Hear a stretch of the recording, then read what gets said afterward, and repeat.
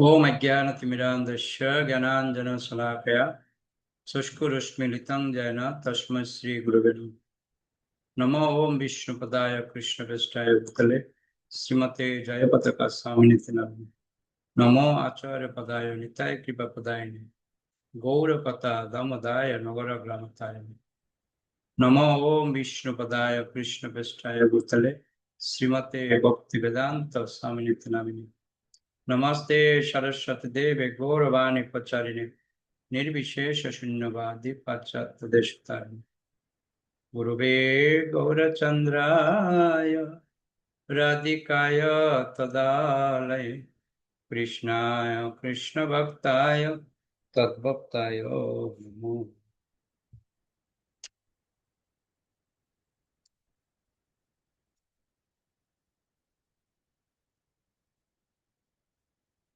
पादो যদিও प्रथम द्वितीय তৃতীয় তুর্যয় কথিত যদুরু নবীস্ততা পঞ্চময়েব ষষ্ঠ ভুজান্তরঙ্গ যুগলাং ততন্নয় কণ্ঠস্থু রাজন নবম যদীয় মুখারিন্দং দশম প্রফুল্লং একাদশ যস্য ললাটপট্টং শিরোপীতো দ্বাদশ এব ভাতি তমাদিদেবং করুণানিধানং তমালবর্ণং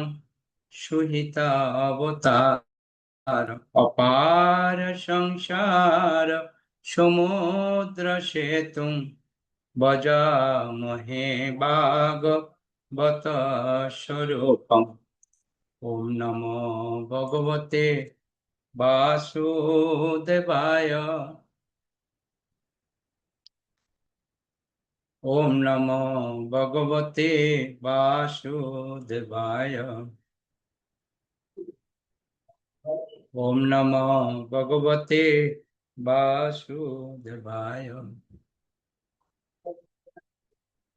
नारायणं नमस्कृतं नरं चैव नरोत्तमं देवीं सरस्वतीं व्यासो ततो जयमुदीरये मुखं करोति वाचालं पंगुलं लंघयते गिरिं यत्कृपातमहं वन्दे परमानन्दमाधवम्। श्री गुरु दिनतारिणे श्री चैतन्य परमेश्वर हरि ओम तत्सत।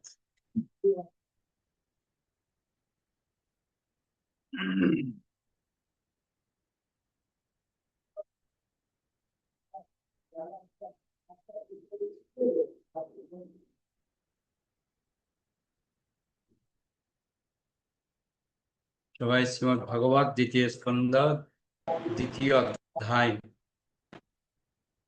বের করবেন। 15 নম্বর শ্লোক।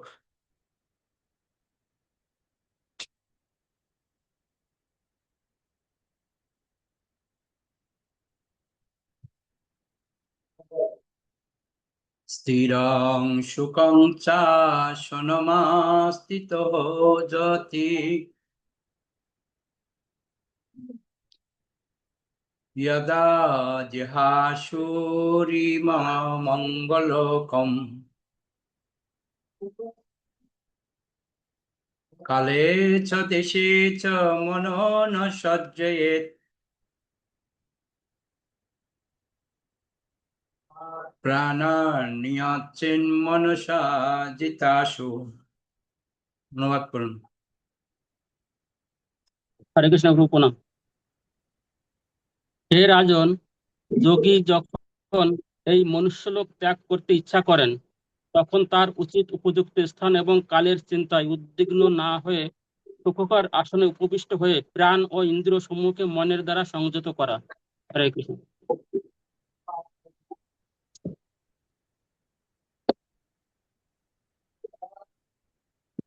তো এখানে একটি কথা বলছে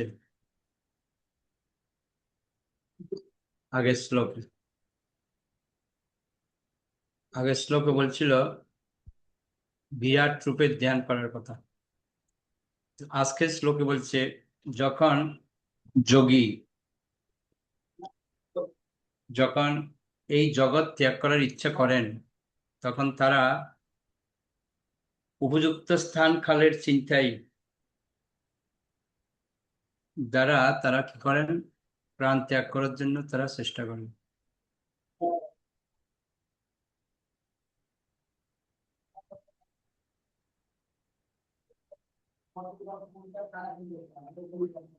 তো এখানে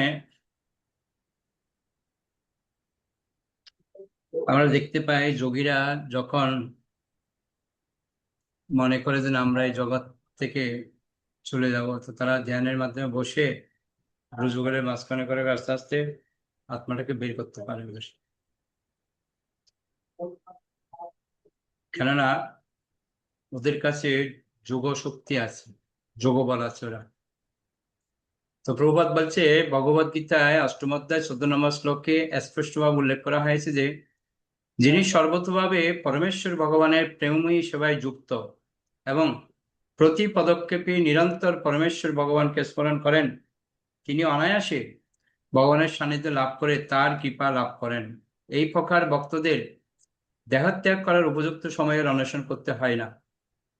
পক্ষান্তরে যারা মিশ্র ভক্ত, অর্থাৎ সকাম কর্ম বা অক্ষুদ দার্শনিক জ্ঞানের দ্বারা প্রভাবিত, তাদের দেহত্যাগ করার জন্য উপযুক্ত সময়ের প্রতীক্ষা করতে হয়।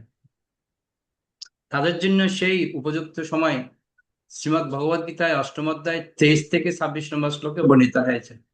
তবে সেই উপযুক্ত সময় স্বীয় ইচ্ছানুসারে দেহত্যাগ করতে সক্ষম যোগীদের পক্ষে তত গুরুত্বপূর্ণ নয়। তবে সেই প্রকার যোগীদের মনের দ্বারা ইন্দ্রিয় সংযম করতে সক্ষম হওয়া উচিত।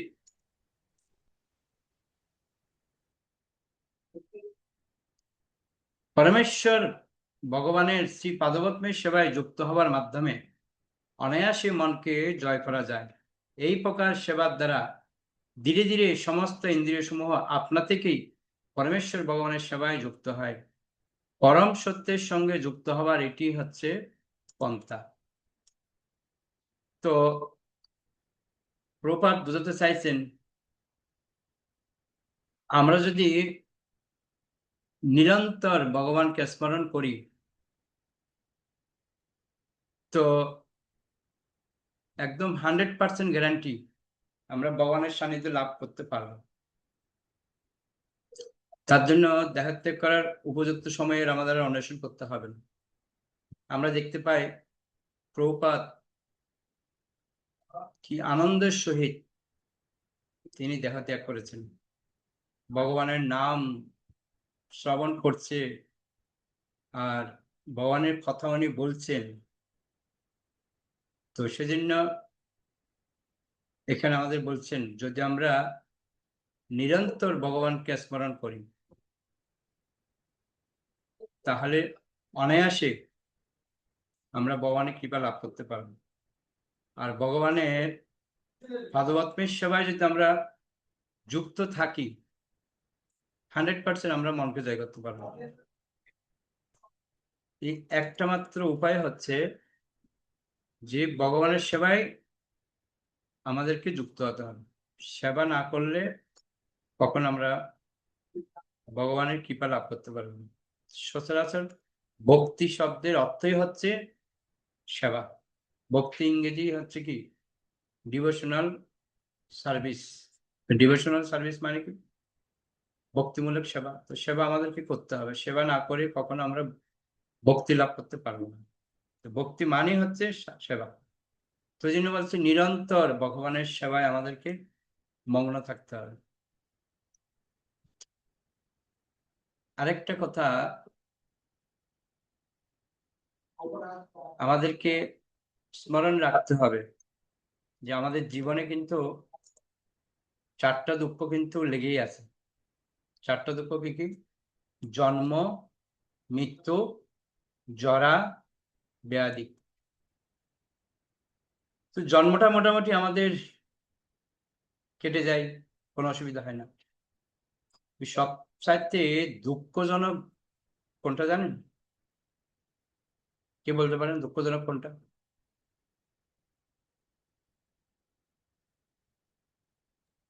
হরে কৃষ্ণ প্রভু। জরা। হ্যাঁ, এই জরাটা হচ্ছে আমাদের সবচেয়ে দুঃখজনক। সেই জরার সাথে যদি আরেকজন যুক্ত হয় তাহলে তার অবস্থা খারাপ। কে? জরা বেদি। ব্যাধি। এমনিতে জরা, তার সাথে যদি যুক্ত হয় আরেকটা ব্যাধি, তাহলে আমাদের মানে পুরো জীবনের যে কষ্ট কাকে বলে সেটা আমরা উপলব্ধি করতে পারছি না এখন। তো ওই জন্য পরের শ্লোকে খুব সুন্দর একটা কথা বলছে, দেখুন 16 নম্বর শ্লোক। মনস বুদ্ধ্যা মলয়া নিয়ম্য ক্ষেত্র জ্ঞেতাং নিনয়েত তদাত্মনি আত্মানমাত্মন্য পরোদ্যতির লব্ধ প্রশান্তির বিরমেত কীর্ত্যা। অনুবাদ করুন। হরে কৃষ্ণ প্রভু প্রণাম। অনুবাদ। তারপর যোগের কর্তব্য হচ্ছে তার নির্মল বুদ্ধির দ্বারা তার মনকে আত্মায় লীন করা এবং তারপর আত্মাকে পরমাত্মায় বিলীন করা। তার ফলে পূর্ণরূপে তৃপ্ত জীব তৃপ্তির পরম অবস্থা লাভ করতে অন্য সমস্ত কার্যকলাপ থেকে বিরত হন। খুব সুন্দর একটা পয়েন্ট। তো যোগীরা কি করে সেটা এখানে তুলে ধরছে। তো প্রভুপাদ কি বলছে দেখুন, মনের কাজ হচ্ছে চিন্তা করা, অনুভব করা এবং ইচ্ছা করা। চিন্তা, অনুভব এবং ইচ্ছা, এই তিনটা হচ্ছে মনের কাজ। মন যখন জড়ের প্রতি প্রভাবিত থাকে অথবা জড় বিষয়ে মগ্ন থাকে তখন তার জড় জ্ঞানের প্রগতি সাধনে সক্রিয় থেকে আণবিক অস্ত্র ইত্যাদি ধ্বংসাত্মক আবিষ্কারে ব্যস্ত থাকে। এই কথাটা ভালো করে বুঝবেন। মন যখন জড় জ্ঞানের মধ্যে থাকে তখন চিন্তা ভাবনাগুলি কিরকম হয়, কিন্তু মন যখন আধ্যাত্মিক অনুপ্রেরণার দ্বারা সক্রিয় হয় তখন তা জীবনের পূর্ণ আনন্দ এবং নিত্যত্ব লাভের জন্য ভগবত ধামে ফিরে যাওয়ার ব্যাপারে আশ্চর্যজনকভাবে ক্রিয়া করে। তাই মনকে সৎ ও নির্মল বুদ্ধির দ্বারা নিয়ন্ত্রণ করা কর্তব্য। বুঝতে পারছেন? মন হচ্ছে আমাদের সমস্ত কিছু নষ্টের মূল কারণ। যেমন উদাহরণ দিচ্ছে একটা রথ। তো রথের মধ্যে 5টা ঘোড়া রয়েছে। এই 5টা ঘোড়া হচ্ছে আমাদের ইন্দ্রিয়। তো ঘোড়ার মধ্যে যে বলগা রয়েছে সেটা হচ্ছে মন, আর যে সারথি রয়েছে সেটা হচ্ছে বুদ্ধি, আর যে প্যাসেঞ্জার রয়েছে তিনি হচ্ছেন আত্মা, আর যে রথটা রয়েছেন সেটা হচ্ছে দেহ। তো মন হচ্ছে বলগাটা। তো বলগা যদি ছেড়ে দেওয়া হয় ঘোড়াগুলি কি করবে? ইন্দ্রিয়গুলো এদিক ওদিক দৌড়তে থাকবে আর যে কোনো মতো অ্যাক্সিডেন্ট করবে। তো বুদ্ধি হচ্ছে সারথি। এই দড়িটাকে যখন বলগাটাকে যখন টান দেবে তখন ইন্দ্রিয়গুলি দাঁড়িয়ে যাবে, অত ঘোড়াগুলি দাঁড়িয়ে যাবে। তো ঠিক সেরকম প্রভুপাদ আমাদেরকে বুঝাচ্ছেন আমরা যেন বুদ্ধি দিয়ে কাজ করি, মনকে নিয়ন্ত্রণ করি। ওই জন্য পূর্ণ বুদ্ধি হচ্ছে পরমেশ্বর ভগবানের সেবা করা। আমাদের পূর্ণ বুদ্ধি ভগবানের সেবা করতে, বুদ্ধি দিয়ে পূর্ণভাবে ভগবানের সেবা। তো মানুষের কর্তব্য তার বুদ্ধিমত্তা সহকারে হৃদয়ঙ্গম করা যে সর্ব অবস্থাতে সে হচ্ছে পরমেশ্বর ভগবানের নিত্য সেবক। প্রকৃতির প্রভাবে প্রতিটি বদ্ধজীব কাম, ক্রোধ, লোভ, মোহ, মদ এবং মাৎসর্যের দাসত্ব করছে। এই সমস্ত প্রবৃত্তির আদেশগুলি পালন করা সত্ত্বেও সে সর্বদা অসুখী। কেউ যখন যথাযথভাবে তা অনুভব করে এবং তার বুদ্ধিকে নিরন্তর দুঃখ দুর্দশার কারণ সম্বন্ধে অবগত হওয়ার উদ্দেশ্যে পরিচালিত করে তখন উপযুক্ত সূত্রের মাধ্যমে সে পরমেশ্বর ভগবানের প্রেমময়ী সেবার সন্ধান পায়। উপরিউক্ত দেহের বিভিন্ন প্রবৃত্তিগুলির জড়সেবা করার পরিবর্তে জীবের বুদ্ধিমত্তা তখন দুঃখজনক জড়া প্রকৃতির মোহ থেকে মুক্ত হয়ে নির্মল বুদ্ধিমত্তার দ্বারা পরিচালিত হয়ে পরমেশ্বর ভগবানের সেবায় যুক্ত হয়। অপাকৃত ভগবান ও তার অপাকৃত সেবা অভিন্ন, সেটি হচ্ছে অপাকৃত স্তরের বৈশিষ্ট্য। এই জিনিসটা আমাদের বুঝতে হবে। ভগবানও অপাকৃত, তার সেবাও অপাকৃত, কিন্তু আমরা সেবাটাকে আমরা মনে করি কি আর হবে, না, সেবাটার কিন্তু আমাদের গুরুত্ব প্রদান করতে হবে। তাই প্রেমময়ী সেবা, কি সেবা করতে হবে আমাদের? প্রেমময়ী সেবা। তাই প্রেমময়ী সেবার প্রভাবে নির্মল বুদ্ধিমত্তা এবং মন ভগবানে বিলীন হয়, এবং তার ফলে জীব তখন আর দ্রষ্টা থাকে না। পক্ষান্তরে সে অপাকৃত স্তরে ভগবানের কাছে দৃশ্যমান হয়ে ওঠে। ভগবান যখন সরাসরি ভাবে জীবকে দর্শন করেন এবং তার বাসনা অনুসারে কার্য করতে নির্দেশ দেন, তখন জীব পূর্ণরূপে তার নির্দেশ পালন করে এবং ইন্দ্রিয় তৃপ্তি সাধনের সব রকম ভ্রান্ত প্রচেষ্টা পরিত্যাগ করে। সম্পূর্ণরূপে নির্মল স্তরে জীব সব রকম জড় কামনা বাসনা থেকে মুক্ত হয়ে লব্ধব শান্তি স্তর প্রাপ্ত হয়। তো যে কথাটা আমি একটু আগে বললাম, আমাদের জীবনে সবচাইতে কঠিন পথ হচ্ছে কোনটা? জরা আর ব্যাধি। এখন হয়তো বা আমরা গায়ের জোর আছে, শক্তি আছে, কোনো কিছুকে আমরা মানছি না, গায়ের জোরে সব কাটিয়ে চলে যাচ্ছে। কিন্তু কখনই কি আমরা ভাবছি একটা সময় আসবে, আমার বার্ধক্য যখন আসবে তখন কি হবে, কি হাল হবে তখন? আজকে তো আমি গায়ে শক্তি আছে বলে সব কাটিয়ে চলে যাচ্ছি, ঝগড়া ঝাঁটি, এই সেই, সম্পদ ধন এই ওই নিয়ে এর পিছনে এ লাগছে, এর পিছনে লাগছে, এই এর বদনাম করছে, এর সুনাম করছে, এগুলি করে করতে আমরা দিন যাচ্ছে। কিন্তু একটা সময় যখন আসবে তখন কি হবে? বার্ধক্য আসবে, তখন কি হবে? জরা আর ব্যাধি দুটো যখন একত্রিত হয় না, তখন জীবন মানে যে ভাববে তখন কি করলাম জীবন, এরকম একটা পরিস্থিতি সৃষ্টি হয়। তা আমি আজকে একটা পোস্ট পড়ছিলাম যে একজন নাম করা একজন শিল্পী, যাকে চেনে না এমন কোনো ব্যক্তি বাকি নেই, আজকে ওনার জীবন কাহিনী দেখছিলাম। একসময় ওনার গান শোনার জন্য, ধর্মীয় গান বলুন, জাগতিক গান বলুন, অলরাউন্ডার ছিলেন তিনি। ওনার গান শোনার জন্য লোক পাগল হয়ে যেত। আজকে দেখছি হুইল চেয়ারে বসে আছে, উনি গান শুনতে পাচ্ছে না, মানে উনি কথাও শুনতে পাচ্ছে না ঠিক মতো, গাইতেও পারছে না, বলতেও পারছে না কথা। মানে ভগবানের কি নির্মম পরিহাস চিন্তা করছে।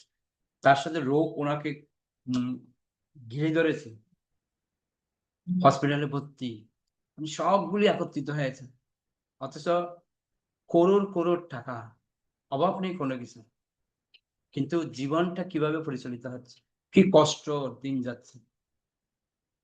তো সেজন্য আমাদেরও ভক্তদের জীবনে একটা অহংকার। কি অহংকার? আমি তো ভক্ত হয়ে গেছি, আমার কি চিন্তা। এই অহংকারটাই আমাদেরকে সবচাইতে যন্ত্রণা প্রদান করবে। এই ভক্তদের জীবনে এটাই হচ্ছে কাল।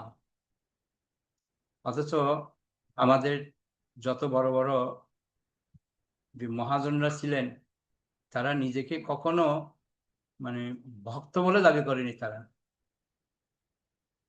দীনহীন কাঙাল সবসময় বলতে তারা। আর আমরা দুদিন ভক্তি করতে না করতেই আমরা মনে করছি সব জেনে গেছি, সব বুঝে গেছি, আমার উপর আর কেউ নেই, কি হবে। মানে আমাদের ভক্তি জীবনের মধ্যে একটা সমস্যা, আমাদের মধ্যে ভয় জিনিসটার কাজ করছে না, না আমরা ভয় পাই না, এটাই হচ্ছে সমস্যা। কিন্তু প্রস্তুত থাকতে হবে আপনাকে, মনে করবেন না যে সময় আপনাকে ছেড়ে দেবে। বরঞ্চ ভক্তি জীবনের আগে আমরা যে ভুল করেছি, তার এক রকমের শাস্তি হবে। কিন্তু ভক্ত হওয়ার পর যখন আমরা আমাদের কার্যক্রমে আমরা যখন গন্ডগোল করব, তখন কিন্তু পানিশমেন্ট দ্বিগুণ হবে। এর জন্য আমাদের প্রস্তুত থাকতে হবে। উজ্জ্বলা মাতাজি কি বলছেন? হরে কৃষ্ণ প্রণাম। তো বলছি এই জরার ব্যাধি থেকে এর থেকে মুক্তি পাওয়ার আমাদের উপায় কি আছে? ওই প্রেম প্রেম প্রেম ভক্তি, প্রেম সহকারে ভগবানের সেবা করা, এটাই তো এখানে বলে দিয়েছে। দেখুন 16 নম্বর শ্লোকের লাস্ট একদম বলছে, ভগবান যখন সরাসরি ভাবে জীবকে দর্শন করেন এবং তার বাসনা অনুসারে কার্য করতে নির্দেশ দেন, তখন জীব পূর্ণরূপে তার নির্দেশ পালন করে এবং ইন্দ্রিয় তৃপ্তি সাধনের সব রকম ভ্রান্ত প্রচেষ্টা পরিত্যাগ করে। ইন্দ্রিয় তৃপ্তির যতগুলি পন্থা আছে সবগুলি আমাদেরকে ত্যাগ করতে হবে। সম্পূর্ণরূপে নির্মল স্তরে, সম্পূর্ণরূপে নির্মল হতে হবে, নির্মল স্বচ্ছতা হতে হবে। সম্পূর্ণরূপে নির্মল স্তরে জীব সব রকম জড় কামনা বাসনা থেকে মুক্ত হয়ে লব্ধ শান্তি স্তর প্রাপ্ত হন। বুঝতে পারছেন? এই জরা ব্যাধি থেকে মুক্ত হওয়ার পিছনে একটাই উপায়, সম্পূর্ণরূপে নির্মল স্তর। নির্মল হওয়া। একটা জিনিস দেখুন, প্রভুপাদকেও কিন্তু জরা বা ব্যাধি দুটোই কিন্তু অ্যাটাক করেছিল। আমরা প্রভুপাদের আমি তো পড়ে দেখতে পেলাম। কিন্তু জরা ব্যাধি প্রভুপাদকে অ্যাটাক করলেও প্রভুপাদ বিন্দুমাত্র পাত্তা দেয়নি। পাতা দিতেন না। প্রভুপাদ তো অনেকবার অ্যাটাক করেছে। যখন প্রভুপাদ আমেরিকায় গেল, হঠাৎ শরীর খারাপ হয়ে গেল, তখন প্রভুপাদ বলছে আমি বৃন্দাবন যাব। ব্যাস প্রভুপাদ আসলো, তখন বলছে আগে মুম্বাই যাব। মুম্বাই গিয়েছে, ওখানে গিয়ে শরীর আরো বেশি খারাপ হয়েছে, তখন বলছে আমি হরিদ্বার যাব। হরিদ্বার গেল, ওখানে গিয়ে বলছে না শরীর আরো বেশি খারাপ হচ্ছে, বৃন্দাবন নিয়ে যাবো, বৃন্দাবন যাবো। বৃন্দাবন নিয়ে গেছে ভক্তরা। বৃন্দাবন গিয়ে প্রভাত কিছুদিন থাকার পর দেখে শরীর আগে থেকে একটু ভালো হয়েছে, তো আবার বলছে আমেরিকা যাবো। বাস আমেরিকা চলে গেছে। আবার কিছুদিন আছে, আবার শরীর খারাপ হয়েছে, আবার চলে আসছে। কিন্তু প্রভুপাদকে যে অ্যাটাক করেছে, প্রভুপাদ কিন্তু জরা ব্যাধিকে কিন্তু গুরুত্ব দেয়নি। মনের জোর আর ভগবানের শক্তিতে উনি ছুটছে। আমাদের বিষয়টা আলাদা। আমাদের একটু যদি শরীর খারাপ হয় আমরা সব ত্যাগ করে দিই। ভক্তি তো দূরের কথা। এক ব্যক্তি মন্দিরে সেবা ছিল, তো বৃষ্টি শুরু হয়েছে, তখন ফোন করে বলছে প্রভু আমার যে সেবা আছে আমি এটা করতে পারবো না। কেন? না বৃষ্টি হচ্ছে। তার মানে সেবার প্রতি আমার গুরুত্ব নেই। যদি সেটা যদি ডিউটি হতো তখন কি হতো? বাধ্যতামূলক ছিল, না আজকে চাকরি না করলে আমার মাইনে কাটবে, যেতেই হবে আমাকে, ঝড় হোক বৃষ্টি হোক আমরা যাব। ওই ডিউটিটাকে যেরকম আমরা গুরুত্ব সহকারে গ্রহণ করি, কিন্তু ভগবানের সেবা আর প্রেমময়ী সেবা সেটা আমরা গ্রহণ করছি না। প্রেমময়ী সেবা, এটাই হচ্ছে সমস্যা। তো সেজন্য ভগবান আমাদের জীবনের মধ্যে একটাই সুযোগ আমাদেরকে দেন শাস্তি পাওয়ার জন্য বা প্রায়শ্চিত্তের জন্য, সেটা হচ্ছে কি ব্যাধি জরা। এগুলি আমাদেরকে দেয় কেন? এগুলি আমাদেরকে দেয় কর্মের ফল অনুসারে। এগুলি আমরা ভোগ করতে হয় কষ্টগুলি। তো সেজন্য আমাদেরকে কর্ম এমন করতে হবে যে কর্মের প্রভাবে যেন আমরা ভগবানকে কমসে কম সন্তুষ্ট করতে পারি। কিন্তু আমরা যে কর্মগুলি করছি, ভগবান তো সন্তুষ্ট দূরের কথা, আমাদের সবসময় হিসাব করতে হবে প্লাসে মাইনাসে মাইনাস। আমরা ভক্তি করছি, জপ করছি, একাদশী করছি, চারটে নিয়ম পালন করছি, গ্রন্থ অধ্যয়ন করছি, মঙ্গলারতি করছি, অনেক কিছু জমাচ্ছে। কিন্তু আবার কি করছি, কারো বদনাম করছি, কারো দোষ গাইছি, কারো এগুলি করছি, কারো ক্রিটিসাইজ করছি, এগুলি করতে করতে মাইনাস হচ্ছে। হিসাব কেটে গেলো, প্লাস হলো আবার মাইনাস হলো, রেজাল্ট কি আসলো? মাইনাস। এই হচ্ছে আমাদের ফলাফল। প্রাণনন্দিনী মাতাজি। হরে কৃষ্ণ প্রভু। এই বার্ধক্যের একাকিত্বটা হচ্ছে ভীষণ যন্ত্রণা, আর এটা একটা মানসিক রোগও বলা যায়, তাই না প্রভু? 100%। তাই না? খুবই যন্ত্রণার এটা। ওই জন্য এই বার্ধক্যের একাকিত্ব দূর করার একটাই পন্থা, সেটা কি? প্রচার। প্রচার। আমি একজন ভক্ত দেখেছি, মৃত্যুর সাথে পাঞ্জা লড়ছে, কিন্তু প্রচার বন্ধ করছে না।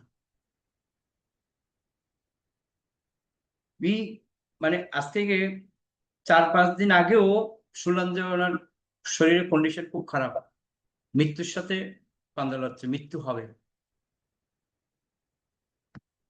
কিন্তু যেই একটুখানি সুস্থ হয়েছে আবার ক্লাস দিয়ে শুরু করেছে, অনলাইন ক্লাস। আমি বুঝাতে চাইলাম যেটা, ওনার ঘরের মধ্যে 2 জন থাকে, স্বামী আর স্ত্রী। প্রভুর বয়স কম করেও না হলো 80 থেকে 85 বছর বয়স হবে, কিন্তু এক মুহূর্তের জন্য একাকী মনে করে না। ওনার সঙ্গী হচ্ছে কি জানেন? ক্লাস, প্রচার। এটাই হচ্ছে ওনার শক্তি। আরেকটা জিনিস আমি ওনাকে দেখে শিখলাম, উনি প্রচার করে কিভাবে জানেন? আমাদের মতো বড় মোবাইল ফোন দিয়ে না, ছোট ফোন দিয়ে। মানে আমি আশ্চর্য হয়ে যাই, ছোট ফোন দিয়ে কি করে প্রচার করে। উনি ছোট ফোনের মধ্যে, ছোট একটা ফোন আছে, ফোনের মধ্যে কথা বলে, আর উনার এই ফোনের মাধ্যমে ওনার কয়েকজন ভক্ত আছে, ওরা একজন 5 জন করে নিতে পারে, নিয়ে নিয়ে এরকম করে 20-30 জনকে নেয়, নিয়ে অনলাইনে ক্লাস দেয়। তারপর যখন শরীর একটু ভালো হয়, তখন সরাসরি বিকেলবেলা 4টা থেকে 5টা বা 6টা সরাসরি ক্লাস দেয়। তো এই ক্লাস দেওয়ার ফলে ওনার মধ্যে কি হচ্ছে, একাকিত্বটা উনি বুঝতে পারছেন। এই বয়সেও আমি দেখিয়েছি ওনাকে নিজেই মিষ্টি বানাচ্ছে। আমি একদিন গেলাম ওনার বাড়িতে, দেখি মিষ্টি বানিয়ে রেখেছেন। ভাই এগুলি কোথা থেকে, দোকান থেকে এনেছেন? বলছেন আমি বানিয়েছি। ভাই আপনার নড়তে পারছেন না, চলতে পারছেন না, আপনি মিষ্টি বানাচ্ছেন? মিষ্টি বানিয়ে ভগবানকে দিচ্ছে। তো এগুলির থেকে আমাদেরকে শিক্ষা গ্রহণ করতে হবে। আমাদের সব থেকে কঠিন একটা স্তর হচ্ছে মাতাজি যেটা বললেন, একাকিত্ব। যখন বার্ধক্য আসে না, তখন কেউ আপনার পাশে থাকে না। ওই সময়টা কাটানো যে কি কঠিন অবস্থা, আমরা বাহ্যিক জায়গায় যাইতে দেখি। ওই জন্য আমাদের জীবনটাকে এমন ভাবে একটা তৈরি করতে হবে যেন এই একাকিত্ব বোধটা আমাদের মধ্যে না হয়। সেজন্য আমাদেরকে টাচে থাকতে হবে, মন্দিরের সাথে সেবায় যুক্ত থাকতে হবে, 2-3টে ক্লাসের সাথে যুক্ত থাকতে হবে। আমাকে কমপক্ষে না হলে 2টো ক্লাস বা 3টে ক্লাস করাতে হবে। এই ক্লাসের সাথে যুক্ত মানে আপনাকে 2 থেকে 3টে ক্লাস করাতে হবে। আপনি 2 থেকে 3টে ক্লাস যখন করাবেন, তখন আপনার মানসিকটা ভালো থাকবে। তখন আপনাকে কি করতে হবে, আপনি যখন ক্লাস দেওয়ার জন্য চিন্তা করবেন, তখন আপনাকে একটু পড়তে হবে। যখন ওখানে আপনি কিছু বলবেন, অনেকে আপনাকে প্রশ্ন করবে, প্রশ্নের উত্তর দেওয়ার জন্য আপনাকে বই ঘাটাঘাটি করতে হবে, লেকচার শুনতে হবে। আপনাকে তখন প্রিপারেশন নিতে হবে, আমি আজকের ক্লাসে যাব, কি বলবো, কি বিষয়ে আলোচনা করব। এটাই আপনাকে শক্তি যোগাবে। বাদ বাকি যা কিছু আছে সবগুলো হচ্ছে ফলাফল জিরো। আমি যেটুকু বুঝলাম, আপনার কাছে করোড় করোড় টাকা আছে, কি লাভ? কোনো ভ্যালুই নেই। শুধু ভগবানের কাছে একটাই প্রার্থনা করুন, হে ভগবান, শক্তি যেহেতু আছে, শক্তি দিয়ে যেন আপনাকে সেবা করতে পারে, এটাই, আর কিছু না। একটা মানুষের কি দরকার? অন্ন, বস্ত্র, বাসস্থান, থাকার একটা ঘর, আর দুবেলা দুমুঠো প্রসাদ, ব্যাস। আর আমার প্রাচুর্য দিয়েও কি হবে, বিশাল প্রাসাদ দিয়েও কি হবে? থাকবেন তো একটা ঘরের মধ্যে, এক কোনায় শুয়ে পড়বেন, আর কি চাই? ওই জন্য প্রভুপাদ একটা কথা বারবার বলতেন, সুখী ভক্ত হচ্ছে তারা যার এক খণ্ড জমি আর একটা গাভী আছে। জমিতে চাষ করবে, যা ফসল হবে তা দিয়ে জীবন ধারণ করবে, আর গাভী দুধ দেবে, রাত্রে দুধ খাবে, ব্যাস। ওই জন্য আমি একটা কথা বলি, থাকার জন্য একটা ঘর হলে যথেষ্ট, আর কিছু লাগবে না। একটা বাসস্থান দরকার, ছাতার নিচে থাকতে হবে, আর কি দরকার? দুমুঠো দুটো প্রসাদ, আর কি চাই? আমি একটা ক্যালকুলেশন দেখছিলাম। আচ্ছা, আপনার বয়স কত? ধরুন আপনার বয়স এখন 50 বছর। 50 বছর যদি বয়স হয়, তাহলে আপনি আর কত বছর বাঁচবেন? বেশি হলে 20 বছর। তো 20 বছরের মধ্যে আপনার কত টাকা লাগছে? আপনি যদি আরাম আয়েশ করেও চলেন, বছরে আপনার কত টাকা খরচা হবে? 2 লাখ টাকা খরচা হবে। 20 বছরে 40 লাখ টাকা খরচা হবে। কিন্তু এক একজনের পিছনে প্রাচুর্য আছে কোটি কোটি টাকা, যে আপনি ভোগ করতে পারবেন? কখনোই না। সেজন্য যা ভগবান দিয়েছে তাতেই সন্তুষ্ট থেকে আমাদেরকে টার্গেট রাখতে হবে। পরবর্তী যে পর্বটা আসছে আমার, সেটা হচ্ছে ভয়ঙ্কর। কখনো মনে করবেন না যে আপনার ছেলে, আপনার মেয়ে আপনাকে দেখবে, এই চিন্তাটা মাথা থেকে ফেলে দিন, টোটালি মাথা থেকে আউট করুন। নিজে যতটুকু করবেন ততটুকুই লাভ, কারো ভরসা করা যাবে না। ওই জন্য আমাদের জীবনটা কেমন ভাবে গড়তে হবে, যে কথাটা আমি একটু আগে বললাম, পুরো নির্মল স্তরে আমাদেরকে অধিষ্ঠিত হতে হবে। আর কিছু পাওয়ার জন্য আমাদেরকে কখনো উৎসাহিত হওয়ার প্রয়োজন নেই। ভগবান যা দিয়েছে তাতেই সন্তুষ্ট। একটাই কাজ, হে ভগবান, আমি যেন তোমার বাণী প্রচার করতে পারি। হে গুরুদেব, আপনাকে আমি কথা দিয়েছি দীক্ষা যজ্ঞের মধ্যে, যে অগ্নির সামনে বসে প্রতিজ্ঞা করেছি তোমাকে আমি সহযোগিতা করবো প্রচারে। প্রচার করুন, কমসে কম 2টো ক্লাস করেন, 2টো না বলে একটা ক্লাস করেন, 2টো লোককে গিয়ে বুঝান ভগবানের কথা, তাতেই যথেষ্ট। তাহলে আমরা কি করতে পারবো? ভগবত ভক্তিতে এগোতে পারবো। না হলে শুধু আচার করবো, আচার করবো, 50%-ই পাবো। প্রচার না করলে আর 50% আমরা পাবো না। গতকালকে আমরা যখন পড়ছিলাম নিত্য আনন্দের পথ নির্দেশ গ্রন্থটা পড়ছিলাম, গুরু মহারাজ কি বলছে ওখানে, প্রচারের প্রতি কত গুরুত্ব প্রদান করছে, প্রভুপাদকে খুশি করার পন্থা। ওকে, 17 নম্বর শ্লোক। নায়ত্র কলহ নিমিষাং পর প্রভু উত নো দেবা জগতাং ঈশিরে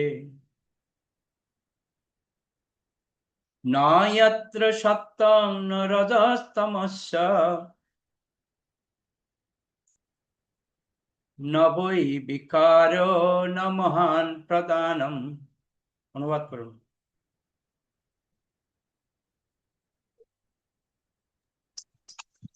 হরে কৃষ্ণ গুরু প্রণাম। সেই লব্ধ প্রশান্তি স্তরে স্বর্গের দেবতাদেরও নিয়ন্তা ও সংহারকারী কাল কোনো প্রভাব বিস্তার করতে পারে না। আর সামান্য দেবতা যারা যারা প্রাকৃত জগতের কেবল আধিপত্য করেন, তারা কি প্রভাব বিস্তার করবেন? সেখানে সত্য, রজ অথবা তমগুণ এবং অহংকার তত্ত্ব, জড় কারণ সমুদ্র প্রধান বা প্রকৃতির কোনোটি প্রভাব নেই, কোনো কোনোই প্রভাব নেই। হরে কৃষ্ণ।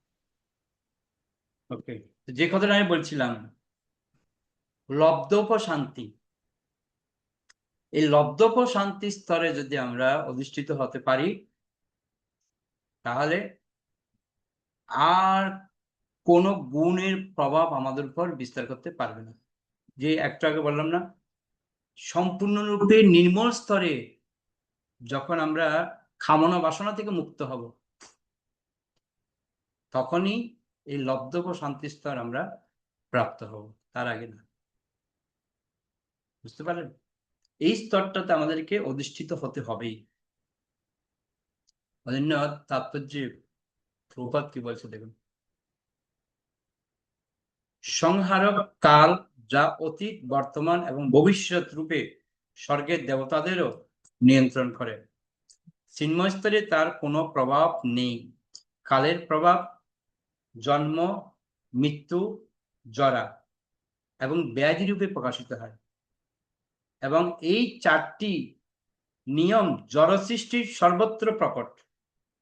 এমনকি ব্রহ্মালোকেও, যেখানে সকলের আয়ু আমাদের কল্পনারও অতীত, দূরতিক্রম কালের প্রভাবে ব্রহ্মারও মৃত্যু হয়। অতএব ইন্দ্র, চন্দ্র, সূর্য, বায়ু, বরুণ ইত্যাদি দেবতাদের কি কথা, মৃত্যু তো সবার হবে। ব্রহ্মার থেকে শুরু করে সবারই মৃত্যু হবে। শুধুমাত্র এই স্তরটা আমাদেরকে লব্ধপ শান্তি, এই স্তরে অধিষ্ঠিত হলে তাহলে কোনো প্রভাব আমাদের মধ্যে পড়বে না, কালের প্রভাব আর পড়বে না। বুঝা গেল? চিন্ময় স্তরে কোনো কালের প্রভাব নেই। এই চতুর্দশ ভুবন, যে পাতাল লোক থেকে শুরু করে ব্রহ্মলোক পর্যন্ত, এই যে চতুর্দশ ভুবন, এই চতুর্দশ ভুবনের মধ্যেই মৃত্যু কিন্তু অনিবার্য। এখানে মৃত্যু হবেই।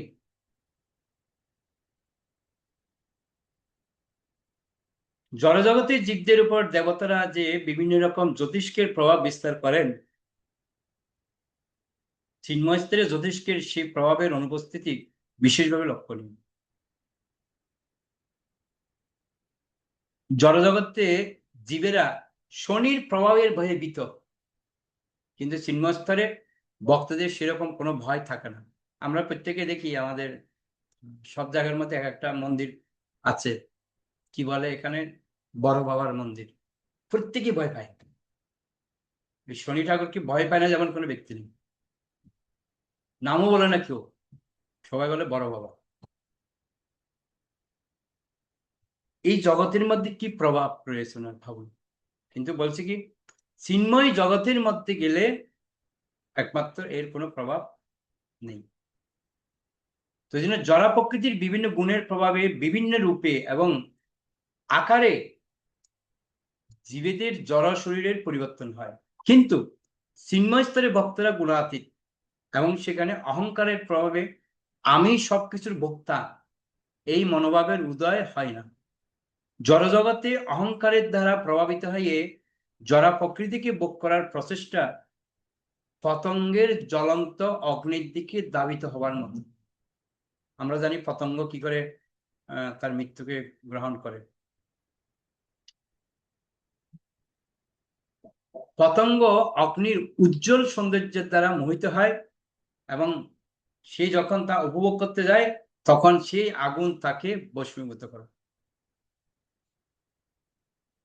বুঝতে পারলেন?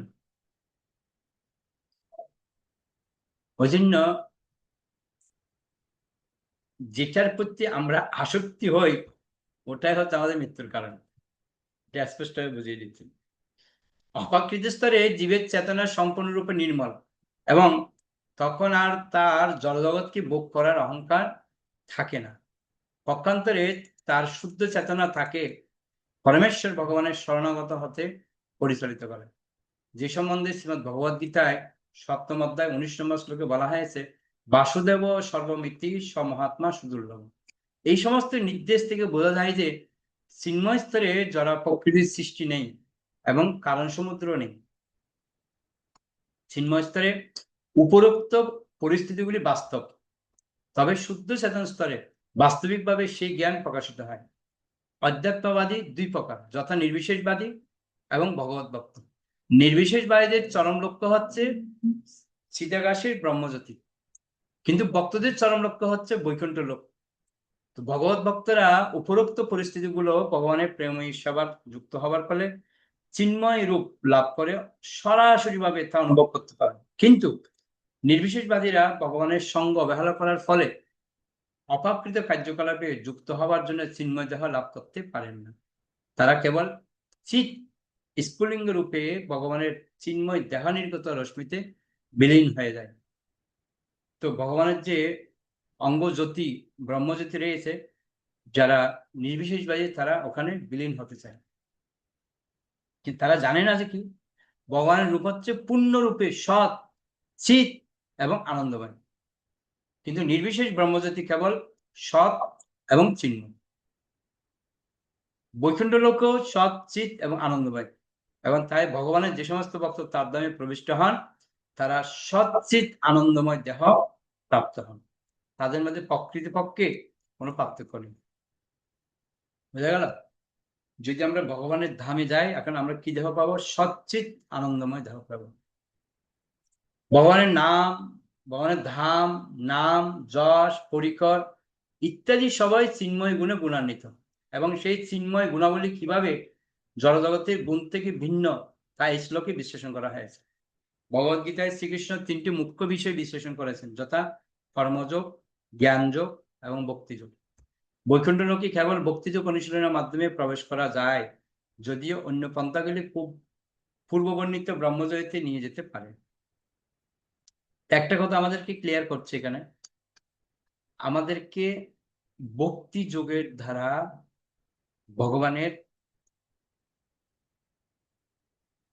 সেবার মাধ্যমে, প্রেমময়ী সেবার মাধ্যমে আমাদেরকে ভগবানের যে ধাম, সেই ধামের প্রতি আমাদেরকে আসক্ত হতে হবে। এই জন্য আমাদের ভক্তিযোগ অনুশীলন, একটা কথা বারবার বলছি, ভক্তিযোগ অনুশীলন করতে হবে। কিন্তু আমরা ভক্তিযোগ করছি কিন্তু অনুশীলন করছি না, এটা হচ্ছে পার্থক্য। ওই জন্য ভক্তিযোগ আমাদেরকে অনুশীলন করতে হবে। একটা ভক্তিযোগ আর একটা ভক্তিযোগ অনুশীলন, দুটোর মধ্যে পার্থক্য আছে। বুঝতে পারছেন? অচ্যুতাচন্দ্র বাবু কি বলছেন? হরে কৃষ্ণ প্রভু, প্রণাম। প্রভু, আমরা চিন্ময় স্তরে যখন মানে উন্নীত হব, ভক্তি যোগের মাধ্যমেই হতে পারবো, মানে ভগবানের সেবা করার মাধ্যমে। কিন্তু আমরা পূর্বকৃত কর্ম কিভাবে আমরা সেগুলো নষ্ট করতে পারবো? মানে ভক্তি যোগ করলে তো সেগুলো নষ্ট হবে না, তো কি করে হবে? কি উপায় আছে? অবশ্যই ভক্তিযোগ করলে নষ্ট হবে না, কি বললো? 100% নষ্ট হবে। শুদ্ধ ভক্তি, শুদ্ধ ভক্তি তার এমন প্রভাব রয়েছে, এগুলি কোনো প্রভাবিত করতে পারবে না। শুদ্ধ ভক্তির প্রভাব, এই যেগুলি আপনি বলছেন, এগুলি প্রভাবিত করতে পারবে না শুদ্ধ ভক্তিকে। ওই জন্য শুদ্ধ ভক্তি আমাদেরকে গ্রহণ করতে হবে। যতক্ষণ আমাদের শুদ্ধ ভক্তি আমরা গ্রহণ না করছি, ততক্ষণ তো এই ফল আমাদের ভোগ করতে হবে।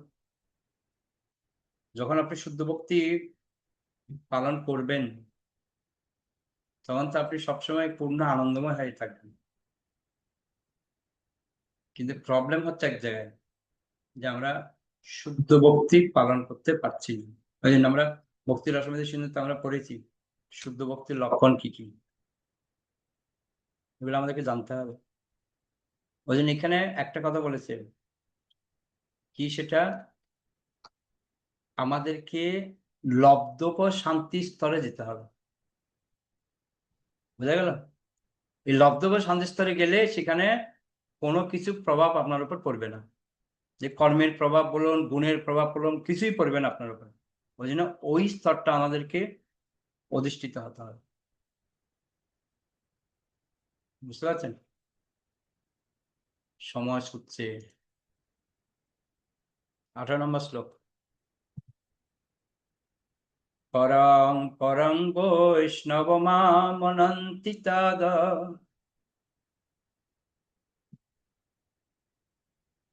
জন্যে তিনে তিত তদুত শ্রী শিক্ষা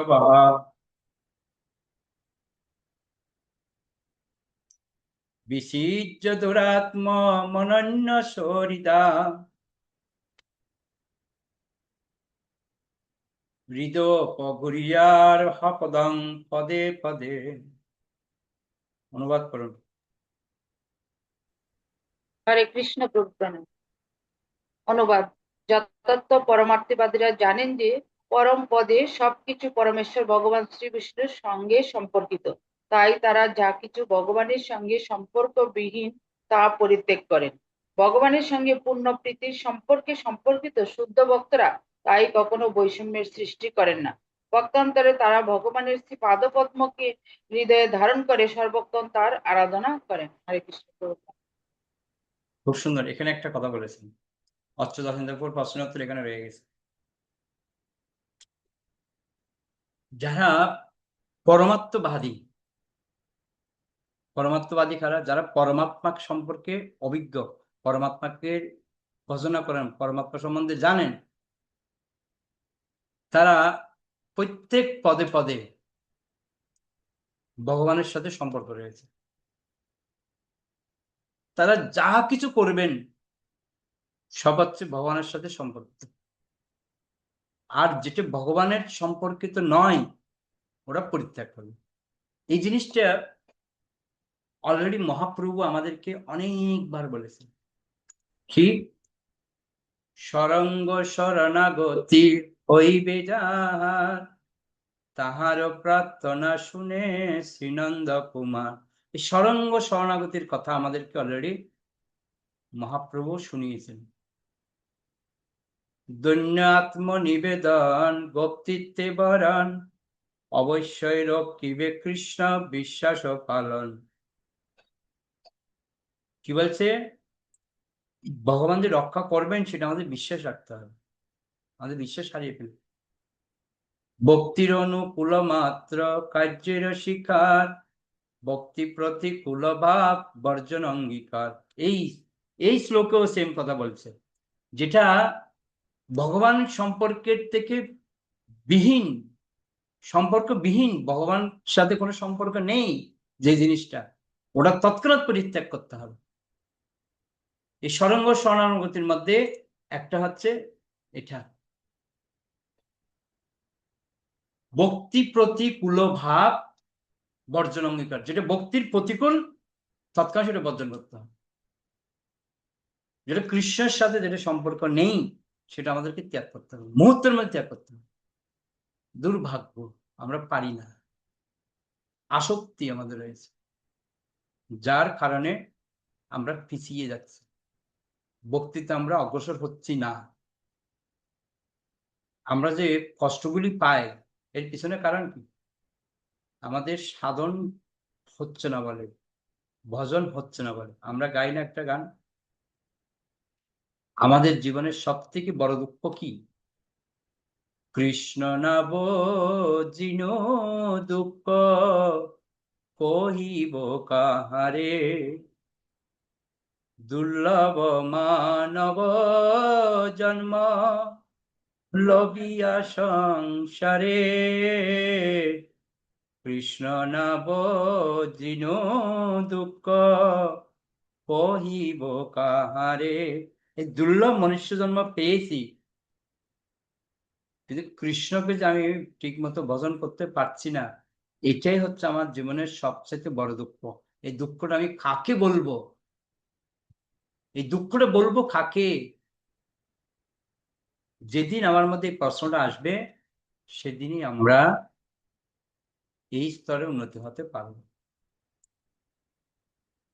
প্রভুপাদ বলছে শ্রীমৎ ভগবদ গীতায় মধ্যাম, আমার আলয় শব্দটি কয়েকবার ব্যবহৃত হয়েছে। গীতার মধ্যে অনেকবার বলেছেন ভগবান আমার দাম, আমার দামে, আমার এখানে ফিরে আসো। পরমেশ্বর ভগবান শ্রীকৃষ্ণের স্বীয় বর্ণনা অনুসারে অন্তহীন চিদাকাশে অসংখ্য বৈকুণ্ঠ লোক বা পরমেশ্বর ভগবানের ধাম বিরাজ করছে। সেই আকাশ যা জড় আকাশ এবং তার সপ্ত আবরণের অনেক অনেক দূরে, সেই স্থানকে আলোকিত করার জন্য সূর্য অথবা চন্দ্র অথবা অগ্নির প্রয়োজন হয় না, কেননা সেই সমস্ত গ্রহলোক জ্যোতির্ময় এবং সূর্যের থেকেও বহুগুণ অধিক উজ্জ্বল। ভগবানের শুদ্ধ ভক্তরা পরমেশ্বর ভগবানের সঙ্গে পূর্ণ প্রীতির সম্পর্কে সম্পর্কিত, অর্থাৎ তারা সর্বদাই পরমেশ্বর ভগবানকে তাদের একমাত্র শরীর এবং শুভাকাঙ্ক্ষী বলে মনে করেন। তারা কারো মুখাপেক্ষী নন, এমনকি এই ব্রহ্মাণ্ডের অধিকর্তা ব্রহ্মারও নন। তারাই স্পষ্টভাবে বৈকুণ্ঠ লোক দর্শন করতে পারেন। বুঝতে পারলেন কি বলছে? ভগবানের একমাত্র শরীর এবং শুভাকাঙ্ক্ষী হতে হবে আপনাকে। তারাই একমাত্র স্পষ্টভাবে বৈকুণ্ঠ লোক দর্শন করতে পারেন। এই ধরনের শুদ্ধ ভক্তরা পূর্ণরূপে পরমেশ্বর ভগবান কর্তৃক পরিচালিত হয়ে ব্রহ্ম এবং অব্রহ্ম বা মায়া সম্বন্ধে আলোচনা করে তাদের সময়ের অপচয় করেন না, অথবা অন্যের হৃদয়ে সংশয়ের সৃষ্টি করেন না। বুঝা গেল? তারা কখনো ভ্রান্তিবশত নিজেদের ভগবান বলে মনে করেন না, অথবা ভগবানের ভিন্ন অস্তিত্ব নেই বলে তর্ক করেন না, অথবা বলেন না যে ভগবান নেই, অথবা শিব হচ্ছে ভগবান, অথবা ভগবান যখন অবতরণ করেন তখন তিনি জড়শরীর ধারণ করেন। এই ধরনের অন্য সমস্ত কল্পনাপ্রসূত ধারণার দ্বারা তারা প্রভাবিত হন না। সেগুলি প্রকৃতপক্ষে পারমার্থিক তত্ত্ব উপলব্ধির প্রতিবন্ধক। নির্বিশেষবাদী অথবা অভক্ত ব্যতীত অন্য এক শ্রেণীর মানুষ রয়েছে যারা নিজেদের ভগবান বলে অথবা ভগবানের ভক্ত বলে প্রচার করে, কিন্তু অন্তরে নির্বিশেষ ব্রহ্মে লীন হয়ে মুক্ত হওয়ার ধারণা পোষণ করে। তারা খোলাখুলিভাবে লাম্পট্যপূর্ণ আচরণ করে তাদের মনগড়া ভক্তির পথ সৃষ্টি করে। স্পষ্টভাবে আমাদেরকে কথাগুলি বলছি, এবং এইভাবে নিরীহ মানুষদের অথবা তাদের মতো লম্পটদের বিপদগামী করে। এই সমস্ত অভক্ত এবং লম্পটেরা ছিল বিশ্বনাথ চক্রবর্তী ঠাকুরের মতো মহাত্মার বেশধারে দুরাত্মা। ওই জন্য ভক্তিবিনোদ ঠাকুর গিয়েছেন, সবাই হচ্ছে কলির চালা, মাথা নেড়া, কোকনি পরা, তিলক নাকে, গলায় মালা, এই তো এক কলির চালা, দেখতে বৈষ্ণবের মতো, আসল শাক্ত কাজের বেলা। ওই জন্য ভক্তিবিনোদ ঠাকুরের কথা সাজাতে আবার বিশ্বনাথ চক্রবর্তী ঠাকুর বলছে এই সমস্ত ব্যক্তি যেগুলো আছে মহাত্মা সেজেছে, আসলে এগুলি হচ্ছে দুরাত্মা। ওই জন্য বলছে সাধু হও, সাধু সেজো না। আমরা তো বেশিরভাগে সাধু সেজে বসে আছি, সাধু হচ্ছি না। ছিল সুখদেব গোস্বামী এই শ্লোকটিতে এই প্রকার অভক্ত এবং লম্পটদের সম্পূর্ণরূপে পরমাত্মবাদীদের তালিকা থেকে বহিষ্কৃত করেছেন। বুঝতে পারলেন? বৈকুণ্ঠ লোক হচ্ছে পরমেশ্বর ভগবানের পরম ধাম। নির্বিশেষ ব্রহ্মজ্যোতিকেও পরম ধাম বলা হয়, কেননা তা হচ্ছে বৈকুণ্ঠ লোকের রশ্মিশ্বটা। ঠিক যেমন সূর্যমণ্ডলের থেকে কিরণ বিকিরণ হয়, তেমন বৈকুণ্ঠ লোক থেকেও ব্রহ্মজ্যোতি বিকিরণ হয়। ভগবদ্গীতায় চতুর্দশ অধ্যায় 27 নম্বর শ্লোকে স্পষ্টভাবে বলা হয়েছে যে নির্বিশেষ ব্রহ্মজ্যোতির প্রতিষ্ঠা হচ্ছেন পরমেশ্বর ভগবান, এবং যেহেতু সবকিছুই প্রত্যক্ষভাবে অথবা পরোক্ষভাবে ব্রহ্মজ্যোতিকে আশ্রয় করে রয়েছে, তাই সবকিছু ভগবান থেকে প্রকাশিত হয়েছে এবং সবকিছু তারই আশ্রয়ে বিরাজ করছে, এবং প্রলয়ের পর সবকিছু তারই মধ্যে লীন হয়ে যাবে, তাই তার থেকে স্বতন্ত্র কিছুই নেই। এটা হচ্ছে সহজ কথা। ওই জন্য ভগবানের শুদ্ধ ভক্ত কখনোই অব্রহ্ম থেকে ব্রহ্মের পার্থক্য নিরূপণের চেষ্টায় তার মূল্যবান সময়ের অপচয় করেন না, কেন তিনি পূর্ণরূপে জানেন যে পরম ব্রহ্ম পরমেশ্বর ভগবান তার ব্রহ্মশক্তির দ্বারা সবকিছুর মধ্যে বিরাজ করছেন, এবং তাই ভক্তের দৃষ্টিতে সবকিছুই পরমেশ্বর ভগবানের সম্পত্তি। ভক্ত সর্বদাই সবকিছু ভগবানের সেবায় নিয়োগ করতে চেষ্টা করেন এবং কখনো ভগবানের সৃষ্টিতে মিথ্যা আধিপত্য বিস্তার করে বৈষম্যের সৃষ্টি করেন না। তিনি এতই বিশ্বস্ত যে তিনি সর্বদা সবকিছু ভগবানের প্রেমময়ী সেবায় যুক্ত করেন, সবকিছুর মধ্যে ভক্ত ভগবানকে দর্শন করেন এবং তিনি সবকিছুকেই ভগবানের মধ্যে দর্শন করেন। দুরাত্মারা ভগবানের চিন্ময় বিগ্রহকে জড় বলে ধারণা করার ফলে বিশেষ বিশৃঙ্খলা সৃষ্টি করে। বুঝা গেল? কি করবেন? সিদ্ধান্ত নিজেকে নিতে হবে। ভক্তিতে উন্নত হব না জড়ার প্রতি আমরা আসক্তি হব? শুদ্ধ ভগবত ভক্তি যতক্ষণ না পর্যন্ত আমরা পাচ্ছি, এতক্ষণ পর্যন্ত পলাইতে পথ নাহি, জম আছে পিছে। মনে করবেন না আমরা ভক্তি জীবনে এসে ভক্তি করবো না, আমাদের জন্য ছাড় দেবে না, পানিশমেন্ট আমাদের জন্য ডবল হবে, এইটা মাথায় রাখতে হবে। বলছে অপরাধ শূন্য হয় লও কৃষ্ণ নাম। অপরাধ করছে আমরা প্রতি মুহূর্তে মুহূর্তে মুহূর্তে মুহূর্তে। অপরাধের যে কি পানিশমেন্ট আমাদের পেতে হবে আমরা নিজেরও জানি না। এখন তো আমি একটা জিনিস খেয়াল করি, সাধুসঙ্গ পড়তে গিয়ে যে আমরা অপরাধ বেশি করছি, এই সমালোচনা, এই সমালোচনা, অমুক মাতাজি করেছে, অমুক প্রভু করেছে, এই করে এই সমালোচনায় মত্ত আমরা সবাই। তাহলে ভক্তি বাড়বে কি করে? এই জন্য বারবার একটা কথাই বলা হচ্ছে এখানে, এগুলি থেকে আমাদেরকে দূরে থাকতে হবে, নাহলে যা কিছু করছি সব বিফলে চলে যাবে। 19 নম্বর শ্লোক। ইতং মুনিস্তু পরমেদ্যবস্থিত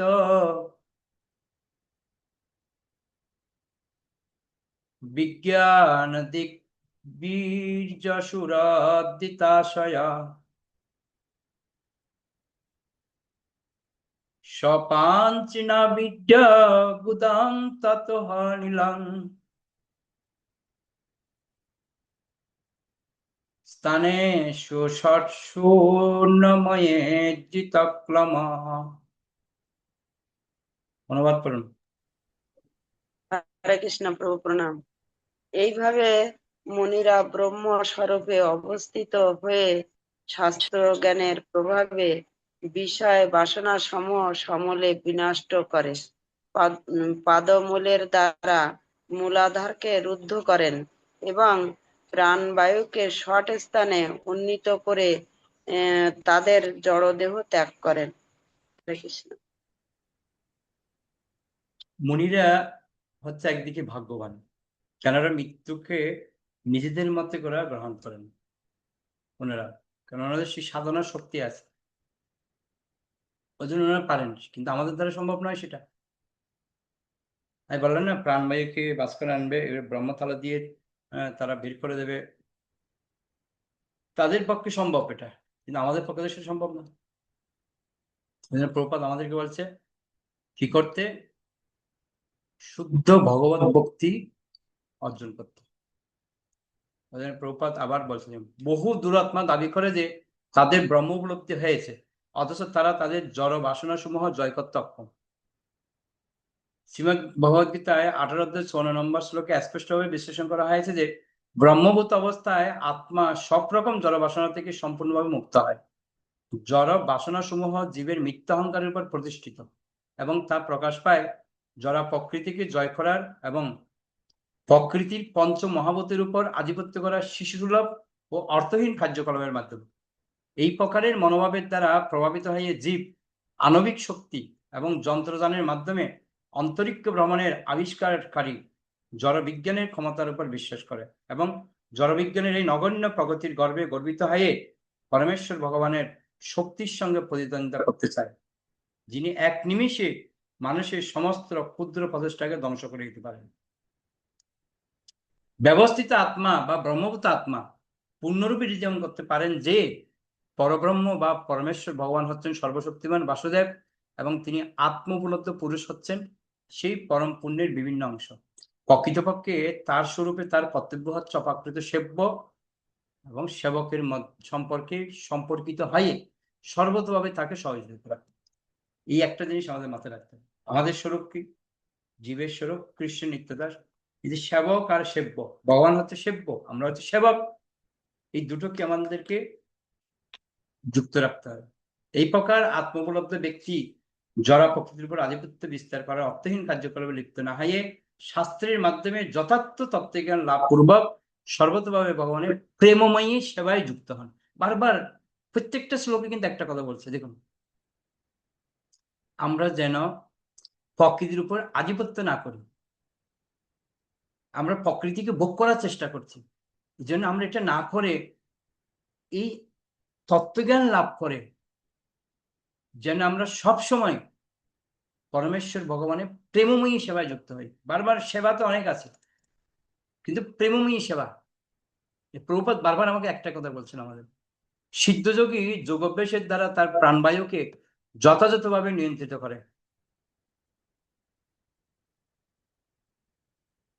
একটা কথা বলছে, দেখুন, নিম্নলিখিত উপায়ে দেহত্যাগ করেন। তারা কিভাবে দেহত্যাগ করে? তিনি পাদমূলের দ্বারা মূলাধারকে রুদ্ধ করে ধীরে ধীরে প্রাণবায়ুকে ক্রমান্বয়ে নাভি, হৃদয়, বক্ষস্থল, থালমূল, ভ্রূমধ্য এবং ব্রহ্মরধ্যে উন্নীত করে দেহত্যাগ করে। কিভাবে? একটা একটা একটা একটা একটা এই স্তরে গিয়ে উপরের দিকে বের করে দেন। এই যোগ পদ্ধতির দ্বারা প্রাণবায়ুকে নিয়ন্ত্রণ করার যে প্রক্রিয়া, তা যান্ত্রিক এবং একদিক দিয়ে দেখতে গেলে এটি দৈহিক কার্যকলাপের মাধ্যমে পারমাত্মিক সিদ্ধি লাভের চেষ্টা। পুরাকালে এই প্রকার অনুশীলনে, অর্থাৎ অনুশীলন পরমাত্মবাদীদের মধ্যে ব্যাপকভাবে প্রচলিত ছিল। কেন? তখনকার দিনের জীবনধারা এবং মানুষের চরিত্র এই প্রচেষ্টায় অনুকূল ছিল, তখন এটি সম্ভব হতো। এইভাবে তারা দেহত্যাগ করত। কিন্তু আধুনিক যুগে, কলিযুগের প্রভাবে পরিবেশ এতই বিশৃঙ্খল হয়ে পড়েছে যে এই প্রকার দৈহিক ক্রিয়া যথাযথভাবে অনুশীলন করতে প্রায় সকলেই অক্ষম। এই যুগে মনকে একাগ্র করার সহজ পন্থা হচ্ছে ভগবানের দিব্য নাম কীর্তন করা এবং প্রাণায়ামাদি যৌগিক প্রক্রিয়ার থেকে তারপর অনেক বেশি কার্যকারী। প্রভুপাদ আমাদেরকে শিখিয়েছেন, একদম কীর্তন করো, লাফাও, ভাস, দেখবে আনন্দের সীমা নাই। নিরানন্দ দূরে যাবে, আনন্দের সীমা নাই। আনন্দ করো। ওকে, অন্তিম শ্লোক। নাভ্যাং স্থিতং হৃদ্যাদিরোপতস্মা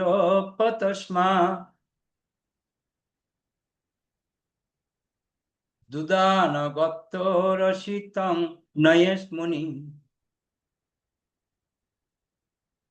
ততো হনুসন্ধ্যায় দিয়া মনস্যি শতালমূলং শনকোর্ণয়েতঃ। সুনির্মলা মাতা অনুবাদ করুন। হরে কৃষ্ণ প্রভু প্রণাম। ধ্যানপরায়ণ ভক্ত নাভি থেকে প্রাণবায়ুকে হৃদয়ে, তারপর সেখান থেকে কণ্ঠের পদদেশস্থিত বিশুদ্ধ চক্রে নিয়ে যাবেন। তারপর জিতচিত্ত মুনি বুদ্ধির দ্বারা অনুসরণ করে তাকে ধীরে ধীরে তালুমূলে নিয়ে যাবেন। হরে কৃষ্ণ প্রভু। তো বলা হচ্ছে, এই যে ধ্যানী বা যোগী, তারা কিভাবে ধ্যানের মাধ্যমে তাদের যে প্রাণবায়ু রয়েছে সেটা কিভাবে তারা বের করেন, এইটাই বলছেন এখানে। তো প্রবাদের প্রাণবায়ুর গতির 6টি চক্র রয়েছে এবং বুদ্ধিমান ভক্তিযোগের বুদ্ধির দ্বারা ধ্যানস্থ চিত্তে সেই স্থানগুলির অনুসন্ধান করা উচিত। পূর্বলিখিত চক্রগুলি হচ্ছে স্বাধিষ্ঠান চক্র বা প্রাণবায়ুর উৎসস্থল, এবং তার ঊর্ধ্বে নাভিমূলে রয়েছে মণিপূরক চক্র। ক্রমে ক্রমে হৃদয়ে যে স্থানকে অনুসন্ধান করে খুঁজে বের করা হয় তাকে বলা হয় অনাহত চক্র। তারও ঊর্ধ্বে তালমূলে যখন তা স্থাপন করা হয় তাকে বলে বিশুদ্ধি চক্র। তো এরকম 6খানা চক্র রয়েছে। তো এভাবেই তারা প্রাণটাকে বের করে। ওকে, তো প্রভুপাদ আমাদেরকে একটা কথা বারবার বলছে, আমরা ওইসব জিনিসগুলি কলিযুগের সম্ভব নয়। এই যুগের জন্য একটাই সহজ, শুদ্ধ প্রেম ভক্তি সহকারে যেন আমরা ভগবানের সেবা করি এবং দিব্য নাম কীর্তন করি, এতেই যথেষ্ট, আর কিছুর প্রয়োজন নেই। হরে কৃষ্ণ কৃষ্ণ কৃষ্ণ হরে হরে, হরে রাম রাম রাম হরে হরে। আরো কোনো প্রশ্ন? নাহলে আমরা এখানে শেষ করবো বৈষ্ণব প্রণাম করে। ওকে, উজ্জ্বলা মাতাজি।